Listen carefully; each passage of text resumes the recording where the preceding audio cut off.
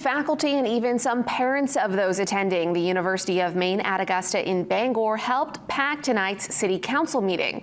Last week, we reported on student safety concerns at UMA Bangor related to a homeless encampment abutting the campus. Many students who spoke tonight are enrolled in the university's dental hygiene program, whose clinic is the closest point on campus to the encampment. The students relayed past interactions with some members of the unhoused population there that left them feeling unsafe. They say they feel city leaders aren't taking their concerns seriously enough. And after a shooting on campus between members of the unhoused population who were not staying at the encampment, students say that was the final straw. I do not feel safe on my campus. I do not feel safe in Bangor, and am angry with how the requests of the university from our police presence have been ignored and with how little has been done about this matter. I feel like the warning signs here are being ignored for a major incident that will take place.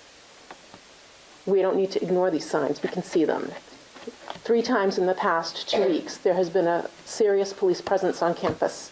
Are we waiting for something awful to happen at UMA? Do you want some dead students? Is that going to make you move the homeless encampment? Some of the students invited the dean of the UMA Bangor campus, Jeff Sichterts, to attend, and he showed up in support. Sichterts says he's been working on this issue for the better part of 2 years, though much of his work was done behind the scenes. In a previous interview with TV5, he vowed to give the students more transparency so they'd know what efforts the school was making on their behalf.